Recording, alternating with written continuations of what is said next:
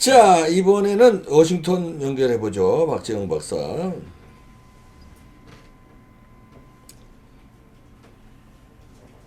워싱턴에 연결해서 북한 관련 또 트럼프 관련 지금 중요한 뉴스들이 계속 쏟아지고 있으니까요. 네. 네, 박재영 박사님. 예, 안녕하세요, 박찬호입니다. 네, 안녕하십니까. 그 북한하고 지금 트럼프하고 계속 뭐 서로 공방전이 있는데 거기서는 어떻게 보고 있습니까?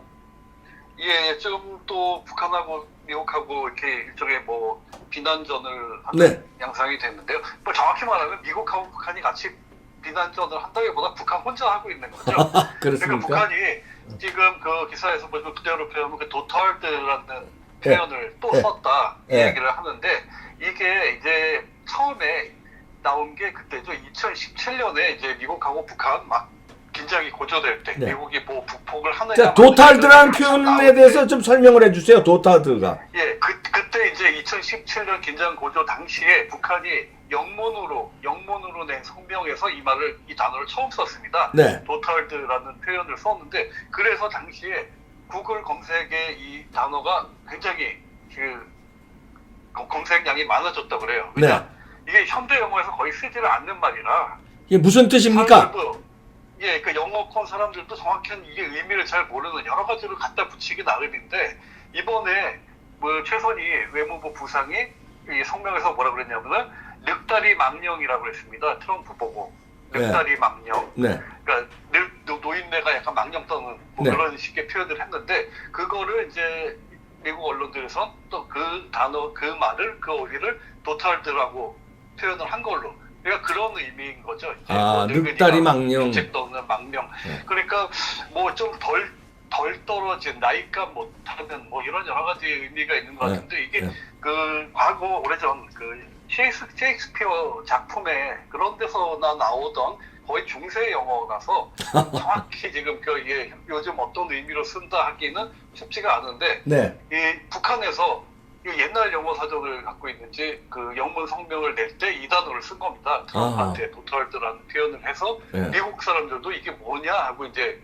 구글에서 찾아보는 상황이 벌어졌는데 미국 사람들도 잘 모르는 단어를 영어로 쓰네요. 이게 뭐 지금 요즘 쓰는 말이 아니까 어떻게 보면 그 한국 우리로 치면 이제 사극에 나오는 그런 단어들 있지 않습니까? 예, 예. 그러니까 갑자기 이제 사극에 나오는 말투로 트럼프를 비난을 하니까 굉장히 황당을 했었죠. 왜? 네. 그 언어가 뭐 영어도 그렇고 프랑스어도 그렇고 뭐 한국어도 한 20-30년만 지나도 어휘들이 많이 바뀌지 않습니까? 그렇죠. 지금 옛날 영화 한 60년대 영화 같은 데 보면 지금 안 쓰는 단어들이 있고 많이 나오죠. 예. 이게 그 정도가 아니라 이게 몇백 년 전에 쓰던 단어라니까 굉장히 이제 쉽지 않은 표현인데 어쨌든 이런 표현을 이제 뭐 이번에 또 그 늑다리 망령이라고 한 거에 대해서 미국 언론에선 이게 이제 그때 그 도탈드라고 했던 그 의미로 이제 다시 이제 설명을 하고 있는데요. 예. 그러니까 그 최선희 외무부 부상이 미국에 대해서 그랬죠. 이제 트럼프가 엊그제 나토 회의에서 기자회견하면서 뭐 필요하다면 무력을 쓸 수도 있다 이런 뭐 말을 한 거에 대해서 지금 북한이 굉장히 지금 격앙된 반응을 연일 보이고 있는데 네. 그 인민군 참모장 명의로도 이 자기들도 무력 미국이 사용하면 우리도 상응하는 대응하겠다라고 하더니 바로 다음 날인 이제 또 최선희 외무부 부상이 이 의도적으로 대결 분위기 이렇게 만드는 표현 쓴다면 정말로 이게 늑다리 망령이 다시 시작된 걸로 보겠다 뭐 이런 식으로 이제 표현을 이제 강한 비난을 했습니다. 네. 그래서 전반적으로 보면 이 뭐 도탈드나 뭐 늑다리 망령이나 여러 가지 희한한 표현 북한이 썼는데 또 아주 대표적인 표현이 있었죠. 그 문재인한테 삶은 소대가리가 웃을 일이라고 했죠. 예. 이런 희한한 표현들 보면 뭐 과연 어느 쪽이 가장 더 그 모욕적인 표현일지는 아마 이 뭐 문재인 정부에서도 잘 알 것 같은데 어쨌든 지금 북한이 제가 계속 말씀드린 대로 이 연말 시한 자기들이 정해놓고 굉장히 지금 몸이 달아서 미국은 꼼짝을 안 하는 것 같고 제재를 풀어달라고 지금 연일 협박을 하는데 반응은 안 나오고 그러니까 지금 뭐 이렇게도 해보고 저렇게도 해보고 하는데 보면 약간 그런 생각도 듭니다. 왜 걔도 보면 작은 강아지들이 잘 짖지 않습니까? 그렇죠. 무서워 겁이 많으니까 왜 큰 네. 개들은 웬만해서 짖지도 않잖아요. 예. 그러니까 그 커다란 개 앞에서 조그만 그 하룻 강아지가 막 짖고 있는 예. 그러다가 이제 큰 개가 한번 이렇게 짖을 것 같으면 막 깨갱거리고 도망가는 지금 그런 모습이 아. 이제 연상이 되는데 지금 네. 저러고 있는 거 보면 온갖 희한한 단어로 막 짖어대는데 미국은 별로 반응도 안 보이고 예. 그런데 저 재밌는 게 그 큰 미국이라는 그 큰 개한테 막 앞에 짖고 있는 그 북한 김정은 예. 한테도 완전히 무시당하고 있는 게 문재인이죠 지금. 삶은 소대가리 취급을 받으니까요. 예, 그러니까 한마디로 하룻 강아지 한테. 법무성을 모르는 그 하룻 강아지한테 삶은 소대가리가 웃을 일이라고 무시당하는 문재인은 뭐 어떤 존재인지 참 사실 국민들로서 굉장히 창피한 일이죠. 그래요. 진짜 아유 진짜 국민 시쳇말로 쪽팔립니다 진짜. 아유 대통령 잘못 뽑아가지고 이게 뭐 국민들이 다 도매금으로 망신당하고 있어요 지금. 아유. 예, 네. 두 번째 뉴스는 어떤 겁니까? 예, 지금 그런 상황에서 네. 계속 트럼프는 관심은 오로지 이 돈 문제, 방위비 아. 이쪽 있죠. 네. 한국 가운데 지금 계속 그 돈 더 내라 하다가 협상이 결국 아직 결론이 안 나고 있는 상태에서 이 영국 런던에서 열린 그 북대서양 조약기구 나토 정상회의에서 여기서 역시 또 트럼프의 초점은 그 나토 국가들에 대해서 방위비 분담 네. 더 내라. 공헌을 좀 해라 이렇게 나네. 공헌을 해라. 컨트리뷰션이라고 나오네요. 예.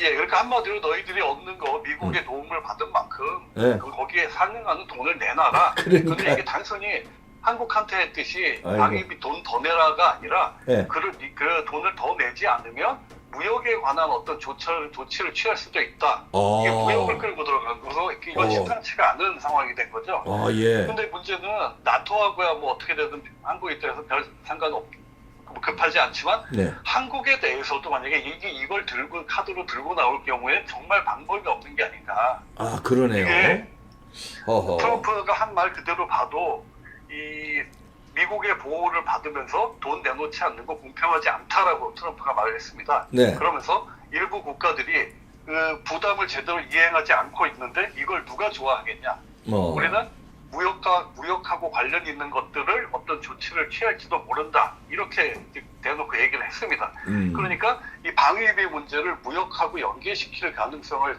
딱 드러낸 건데요. 네. 이게 나토 국가들보다도 이 한국은 만약에 이런 문제가 생기면 상당히 심각해지죠. 네. 이게 한미 방위비 분담 그 특별협정 회의에서도 4번씩이나 회의를 해가지고도 결론을 못 내린 채 네. 지금 멈춰져 있는데 여기 이 상태에서 만약에 트럼프가 그 어떤 결정적인 카드로 자동차 아니면 철강 이런 쪽에 관세 부과하는 문제 들고 나오면 네. 한국으로서 어떻게 할 건지 이건 뭐 아 그러게. 당장 한국 국민들의 생활, 그 경제 문제가 직결된 게 달린 문제인데 여기서 뭐 한국에 배짱을 부릴 방법이 없죠.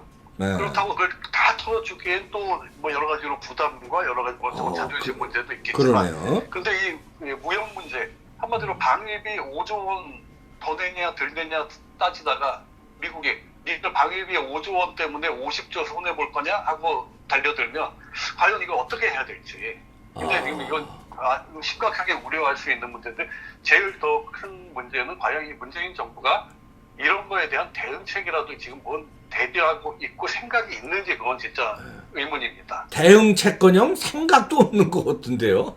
인식조차 못하고 아마- 있는 것 같은데요. 예, 지금 이 기사 얘기 들으면 그래? 하고 오히려 그냥 놀랄 것 같아요.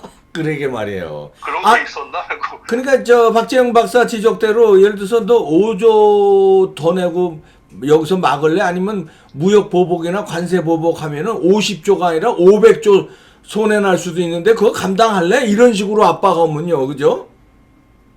거기에 그럼 진짜 야. 방법이 없죠. 방법이 없을 것 같은데요. 이런 인식이나 하고 있을는지 모르겠네요, 진짜 청와대에서. 네. 다음 뉴스는 어떤 겁니까? 예, 이거는 이제 좀 미국 내부 네. 그 소식인데요. 아 마리화나 얘기인데. 마리화나 아시죠? 네. 대마초라고 한국에서 하는 이게 이제 미국에서 몇 년 전부터 처음 이제 시작된 거는 의료용으로 네. 치료용 어떤 무슨 마리화나의 최면 효과 같은 게 필요한 뭐 그런 그 진통제로서 뭐 네. 이런 걸로 의료용 마리화나가 일부 허용되기 시작하더니 어느새 조금씩 기호용 그야말로 레크레이셔널 그러네요. 그 즐기기 위해서 뭐 그러게요. 처럼 그렇게 하는 마리화나를 허용하기 일부 주에서 미시간 주에서 허용을 했군요. 네. 하더니 이제 그 중서부 지역에선 거의 허용한 주가 없었는데 미시건 주에서 이제 12월부터 이게 허용이 됐습니다. 그래가지고 마치 뭐 술이나 담배 사듯이 살 수가 있게 된 건데요. 근데 아직 뭐 매장 수가 많지가 않고 그런데도 이게 첫날 뭐 그 네 군데 매장에서의 매출이 20만 달러를 훨씬 넘었다고 합니다. 대박 나네. 그 그러니까 가게들은. 2억 원이 훨씬 넘는 거죠. 예. 뭐 판매 첫 며칠간 지금 이 12월 들어가서 보통 한 서너 시간씩 줄 서서 기다렸다고 사람들이 이걸 사려고 했는데 그리고 또 특히 이게 미시건주에서 허용됐다고 미시건주 사람들만 살 수 있는 게 아니니까 그 그렇죠. 매장에 살 수 있으니까 그 인근에 있는 오하이오, 인디애나, 하다못해 펜실베니아에서까지 이걸 사러 사람들이 몰려왔다고 그래요. 그렇겠네요. 그걸로 또 끝나는 게 아니라 거의 거리가 머니까 예를 들면 뭐 이 오하이오나 인디애나하고 주 그 접경 지대에서 거기서 이제 또 이게 불법적인 매매가 이루어진다고 합니다. 거기까지 들어갔다 나오기 오래 걸리니까 그 주에서 이 경계선 쪽에 나와가지고 뭐 차에서 주고받고 뭐 이러는 거겠죠. 이러다 보니까 이게 그 문제가 예상 못했던 문제가 이제 계속 커지는 건데 지금 현재 미국에서 그 기호용 마리화나를 허용하고 있는 곳이 뭐 알래스카, 캘리포니아, 콜로라도 뭐 이런 거에서 약 워싱턴 DC까지 해서 10개 주와 워싱턴 DC 그러니까 모두 11개 지역에서 기호용 마리화나가 합법화된 상태고 그 기사 밑에 중간에 보시면 아마 지도에 이렇게 색깔 한번 표시가 나와 지도 있어요. 보여주세요. 그리고 또 그 중부에 그 시카고가 있는 일리노이주가 이제 내년 1월부터 합법화가 됩니다. 그럼 이 색깔이 어떻게 되는 겁니까? 이 색깔 가장 진하게 나온 것이 지금 의료용, 기호용 모두 합법화돼 있는. 그렇죠. 그러니까 그러네요. 보시면 서부 지역, 태평양 쪽이 여기는 이제 합법화 다 돼 있고, 워싱턴부터 캘리포니아까지 서부 지역이 전부 합법화가 돼 있고, 이제 중부가 하나하나 이제 합법화되는 곳이 늘어나고 있고요.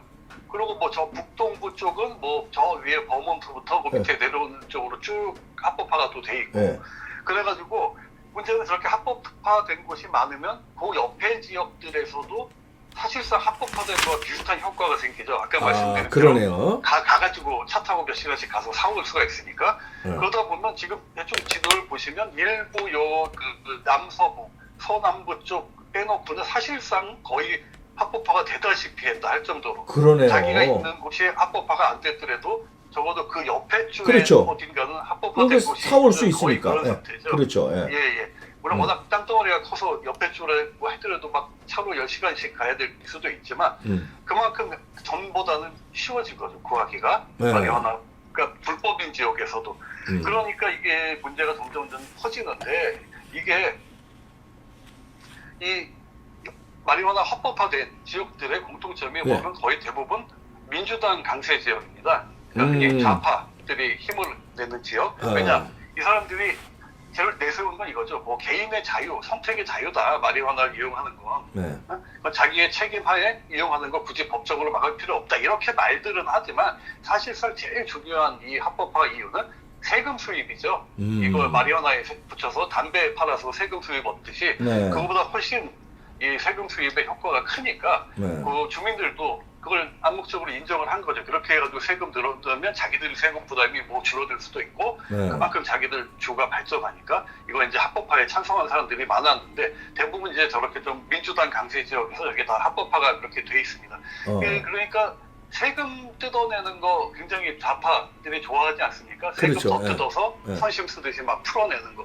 그러니까 그런 지역에서 또 그 세금 더 뜯어내려고 마리화나를 합법화 시키는데 예를 들어서 우리 제 딸 같은 경우가 버지니아에 살다가 얼마 전부터 그 서부 워싱턴주에 가서 직장을 다니면서 사는데 거기 가서 제일 다른 건 다 좋은데 늘 하는 얘기가 불만이 하나가 세금이 너무 많다. 뭐 월급에서 떼는 거나 하다못해 뭐 물건 살 때나 이런저런 게 버지니아에서 느꼈던 것보다 눈에 띄게 세금을 더 떼어가는 게 참 돈 뺏기는 기분이다 이런 네. 얘기까지 하더라고요. 네. 그러니까 그런 곳들에서 보통 마리화나를 합법화해서 결국 자기들 세금 수입 더 얻어내겠다 이런 건데 이 뭐 주민들의 건강이나 어떤 이 안전 문제 이런 거보다 자기 맨날 입으로는 뭐 인권, 자유, 뭐 개인의 선택권 이런 거 주장하는 척하면서 결국은 주민들 주머니에서 그 몸에 안 좋고 정신 건강에 안 좋은 마리화나 피우고 세금 더 뜯어내게 하겠다. 그럼 뭐 이런 의도.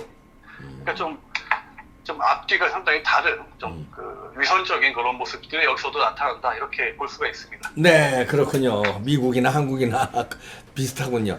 네, 박재영 박사였습니다. 고맙습니다. 네. 예, 감사합니다. 네, 워싱턴 DC의 박재영 박사였는데, 야, 근데 걱정되는 이 교포들도 그런 마리아나를 이쪽 캘리포니아 이쪽 교포들 많이 사시는데 많이 할 것 같은데요. 그 유학생들도 젊어서부터 마리아나에 좋은 건지 나쁜 건지 저희가 생각할 땐 안 좋은 것 같은데요. 여러분들 불금입니다. 구독 꾹 눌러주시고요. 네.